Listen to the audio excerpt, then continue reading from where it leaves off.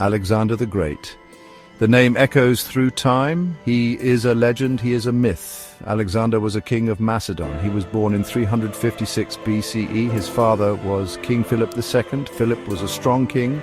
He built a powerful army. Alexander grew up in his father's shadow. He dreamed of glory. He wanted to conquer the world. Alexander was a prince. He lived a privileged life, but he was also trained to be a warrior.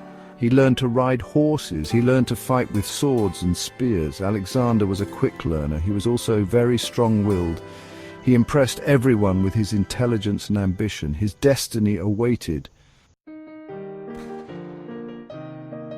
Alexander's education was important. King Philip hired a tutor. The tutor was Aristotle. He was a famous philosopher. He taught Alexander about many things. Alexander learned about philosophy. He learned about science. He learned about literature. Aristotle also taught Alexander about politics and strategy. Aristotle's teachings stayed with Alexander. He used them throughout his life. Alexander learned to think critically. He learned to plan strategically. These skills would help him become a great leader. They would help him conquer the Persian Empire. King Philip was assassinated. Alexander became king. He was only 20 years old. Many thought he was too young to rule. Alexander quickly proved them wrong. He had a goal. He wanted to conquer the Persian Empire. It was a daring ambition, but Alexander was confident. He had his father's army. He also had the skills he learned from Aristotle. Alexander set out with his army. He crossed the Hellespont into Asia Minor. This was the land of Persia. The Persian Empire was vast and wealthy. It had a powerful army, but Alexander was not afraid. He was determined to win. Alexander's first major battle was at the Granicus River. The Persian army was waiting. Alexander's generals advised caution. They wanted to attack the next day, but Alexander was impatient. He wanted to fight immediately. He led the charge himself. The Macedonians were outnumbered, but they were better fighters.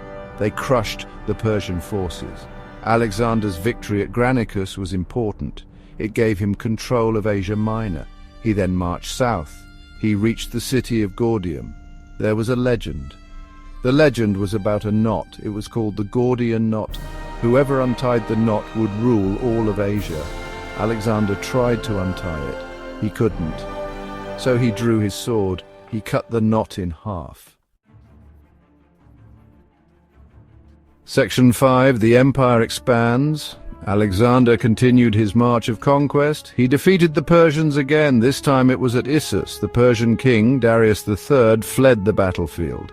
Alexander captured Darius's family. He treated them with respect. Alexander then conquered Tyre and Egypt.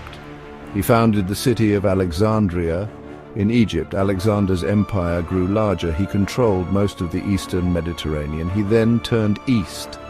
He wanted to conquer the rest of the Persian Empire. He marched into Mesopotamia.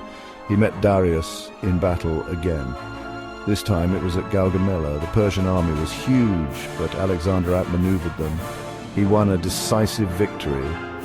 Darius was killed by his own men as he fled.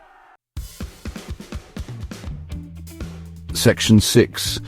A leader and his men. Alexander was a brilliant military commander. He was also a charismatic leader. He inspired his men to fight for him. He shared their hardships. He rewarded them for their bravery. He also adopted Persian customs.